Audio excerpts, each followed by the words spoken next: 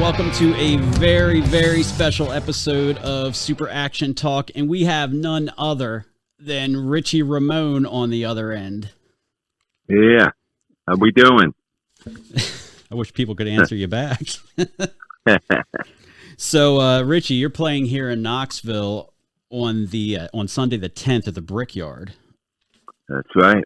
You're actually playing with some of our buddies in the Screaming Phantoms, which they always put on a hell of a show. So I'm sure you'll enjoy that. Yeah, great. And I think Bassamp and Dano is coming with us on this short run too. So it's going to be a fun night. That's great. There was a question I always wanted to ask you. Never thought I'd have the opportunity, but is it true that you played on Fred Schneider of the B-52 solo album back in the 80s? Well, I co-wrote a song for that album called Orbit, me and Ron Ardito. Okay. So we actually wrote a song, and I played bongos on it too, or congas. Oh, nice. But, yeah. How did you get hooked up with them? I don't know. Back in the day, Ronnie was in a band called The Shirts, and I don't know. I really don't know exactly how it all went about. It's a long time ago, but yeah. We ended up going in the studio and cutting this track. He wanted a song, and we wrote him 2 or 3 songs that were really B-52. It's Ronnie's passed now, rest in peace, but it was he was a great songwriting partner for me at that time, and Fred took this one called Orbit, so it's kind of cool. Yeah, that's awesome. So was that before you joined the Ramones, or was it right after? Before. Right before. Okay. Yeah, that was before the Ramones. They didn't give you any shit about that? No. No. What? With the B-52s, yeah. we did a lot of shows with the B-52s back in the day. That's awesome. So. Nice. Okay.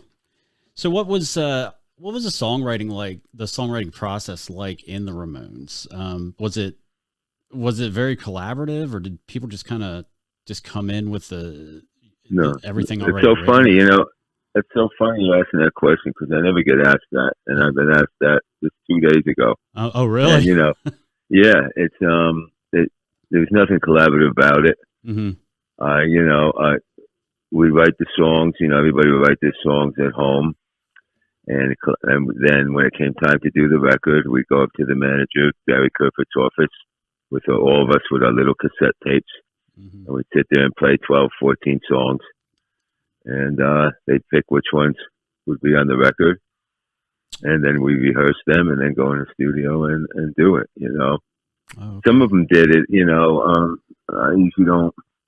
Like Lonnie was an individual. I could write with Dee Dee. I could write this.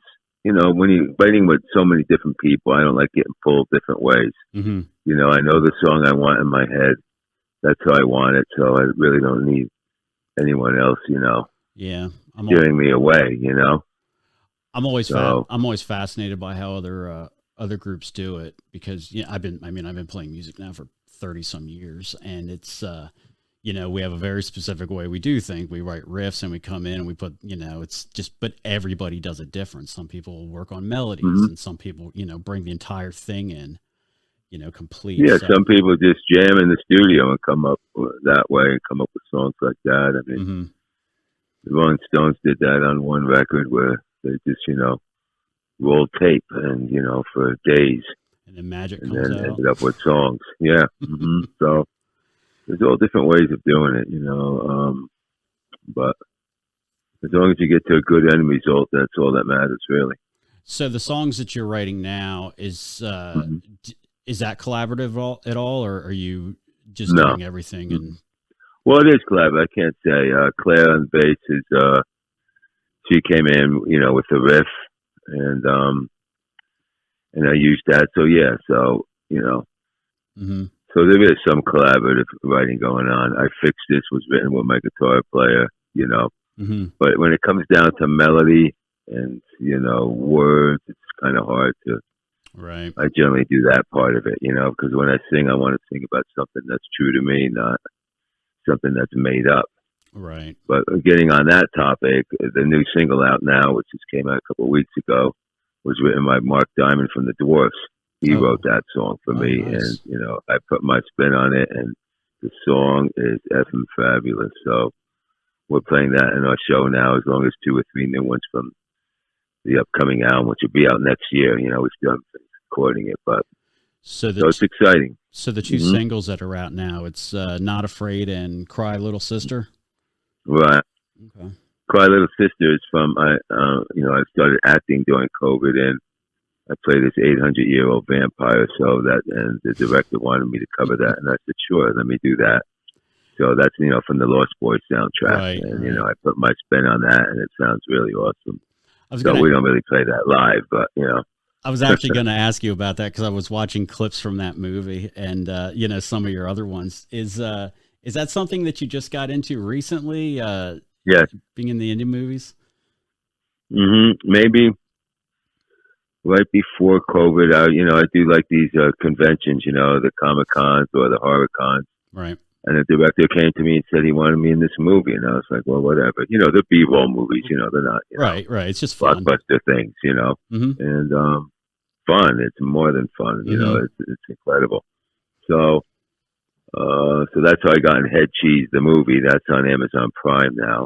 It's called Head Cheese the movie, where I play myself and I work in a diner. It's like a gremlin thing, like animatronics. The puppets who attack people and kill people and take pills and smoke weed and all this stuff. It's a fun movie. And then I did another one, Protege Moore, with him in Kansas City, where I play this vampire and have all these women and doing everything for me, and they bring me kills, and it's really cool to play a vampire. And then later this year, maybe 2 or 3 months, Friday the 13th. That's a fan film, Friday the 13th, Vengeance 2. That's awesome, where I get into fights with Jason Voorhees, and nice. That's a real super duper movie, and I have 2 songs in that movie. So I get to get songs in the movie and act, and it's the best of both worlds. Yeah, absolutely. Then I have another one coming out later in the year. So it's kind of fun, the thing about acting is, what's fun about it is I never did it. So, I feel like I'm 18 again, learning a new craft and studying and doing research and, whatever it may be. And, learning lines, it's real difficult to memorize all these things, and you don't want to be a fool. Yeah. And you don't want to do it unless you're good at it. And people tell me I'm outstanding, from cameramen to directors. So I went with it, I just didn't want to do it because of the name, you know what I'm saying? It makes no sense. If you're not good, I'm not going to do it. No, absolutely. So we have one of our buddies shoots movies. He has his own film production company called Strange Films, and everyone in our band has been in his movies. And I had a big fight scene in one of them, and it's a lot harder than what I ever thought it would be. I thought you just get up there and just kind of start swinging and this and that, but there is definitely a craft to it. And when I'll go back and watch that now, it's like, man, I wish I hit that guy harder, because it just doesn't look real, Right. But yeah, it's interesting. So the whole nother side, I really enjoy it. And I just signed with AK, a talent agency, to do my movies. I signed just before I came on this tour, because they wanted me. So there'll be more movies from me and more touring and more records. And so that's awesome. Late in life, man, I'm enjoying it. It's kind of weird how all this is hitting me now. It's like my second run at this. I ain't got much time left, dude. Gotta get it in when you can, especially after 2 years of not really doing anything. It's like now's the time to really put the pedal to the metal. So let me ask you this Ramones question, because I've been a huge fan for years, and I'm sure people are always geeking out on you and all this, but I just want to ask this. Do you feel like, because you were really, really close with Joey, do you feel like one of the reasons that you were was because he was also a drummer? Like, did that Joey? Yeah. No. I didn't even know he was a drummer till, who knows, after I left the band. Oh, really? And I read stuff. Yeah, that was never discussed. Okay. He wasn't really a drummer. Come on. He just toyed around with it a little bit. Okay. I know he sat on, the first time he played the drums, when he sat down the stool, it had no seat. He thought you sit on like the metal bar that the seat goes on. Right. You know, so nah, that was so early on. Joey was like, an amazing, perfect pitch singer. That's what he was. And right. He was, he was so supportive of me and took me in with open arms and pushed me to write songs and sing more. And we hung out every day for 4 years and 10 months. Mm-hmm. Whether we were touring or not, we were always together. Very, very good friend. And then you played on the last album they put out of his, was that? Yeah, mm-hmm. 2012. Yeah, they got a bunch of different drummers, Bunny Carlos and a few others. I think I played four tracks on that thing. That's great. On that album. So, mm-hmm. Well, cool. So usually, you're by far the biggest person we've ever had on this podcast. So I'm a little flustered right now. Yeah, you're like, stumbling a little. Come on. Yeah, right. It's usually just me and a couple guys that I know, and they're drinking beer, and we're just talking shit. So it's like I actually have to learn how to interview for this thing. It's like I don't know what I'm doing. But so for this, we usually do a little segment on here. There's sound effects. Balls deep. We go balls deep, and then we find out a little bit more about the guest. So you're in a very unique position to answer this. So do you think it's what do you think is more lame? A drummer that wears a headset mic and sings, or a singer who has a music stand on stage? I never saw a singer with a music stand on stage. Oh, really? No, I've never seen that. I don't know. Maybe in the opera or something. I don't know. Yeah, but not in the rock show. Really? See, I don't care about the headphones if the drummer wears that. I don't like that because of the cutoff switch, and mm-hmm.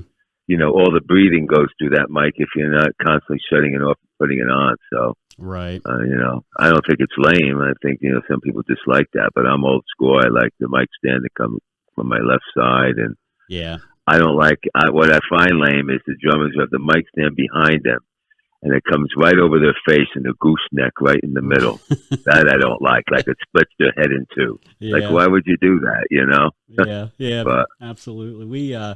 I play in another band from time to time, and the drummer he sings, and he absolutely has the best voice of the band, but he doesn't mm-hmm. like to sing because he's like, nobody knows where it's coming from, and it looks funny exactly. and all this. So, yeah, okay, that's exactly right.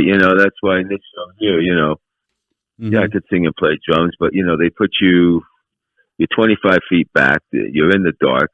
So you're mm-hmm. playing and you see two people out front and you're looking for the singer, because he's in the dark. So, right. So now I do a few songs in the beginning, a few songs on the end on the drums, and then I mainly front the band, which works better because, I'm an entertainer and, I need to be out there with, with the audience, not like sitting behind wood and metal all night. Yeah, absolutely. Or you could do like an Old Ventures thing, and everybody could just line up in a row. And it's a thought. Yeah, but that's not it's interesting, but I still like the V formation. The look of that. Yeah, absolutely, absolutely. Yeah, I don't know, man. I am so happy I got to talk to you. And okay, you're gonna promote this show, right? Yeah, I'm gonna promote the shit out of this thing. All right, because this is. Right. Yeah, this was all last minute. So, but yeah, I'm gonna push it hard, and we'll get some asses and seats out there. And yeah, let everybody know about RitchieRamone.com. That's where you can see everything, the movies, the new mm-hmm. single, and everything that's going on. So did the important. Let me ask you this, because of the movie thing, because you wore a lot of makeup, and the movies that you're in have a lot of blood. Does that bother you at all? Does it because it's a long process and a lot of that shit is really hard to get off. Like, does that? Yeah, well, getting it off is, you always wake up with some on, you got to get those wipes to take it off and, mm-hmm. And you got to put it on every day. But, the blood, it'd be cut. Okay. Fill his mouth with blood. Ready, bite into the neck. Ready, action, bite, and let it drip out of your mouth. It's kind of interesting. Right. Yeah, yeah. Especially on the vampire movie, there's a lot of blood on that. Okay. So, So I guess at the end of this, we're gonna play your two newest singles. We'll play "Not Afraid" and "Cry Little Sister," okay. and then we're gonna play another one of my favorite Ramones songs that you wrote that I don't think gets enough credit, and that's "I Know Better Now." Oh, okay. That's the title of my autobiography. Mm-hmm. So absolutely, yeah. absolutely. Okay, great. Yeah, that's cool. Cool. Well, yeah, that's a great song. Well, Ritchie, man, this is great. It's a real mind fuck, but man, I am so glad that you were able to do this. And cool. And yeah, well, thanks for having me. Yeah, absolutely. And everybody, this Sunday, the 10th, Ritchie's going to be at the BrickYard with Screaming Phantoms and Rough Dreams. And who are the other ones? It's Bassamp and Dano. Bassamp and Dano. That's the one we're touring with on these three shows. So they're our direct support. What kind of? And the other two are locals. What kind of music? They're another punk band. They're great. Okay. Yeah. All right. Yeah. I didn't know because I didn't know if I read that wrong. It's like Dano, like Dan Electric, No. Well, cool, man. Well, again, I'm gonna come out, and I can't wait to see it. So okay, make sure you say hello. All right, so I know who I spoke to today. I'll be the guy with big hearts in his eyes. Okay, man. Thank you so much. Yeah, absolutely. See everybody. All right. Thanks again. All right. Bye.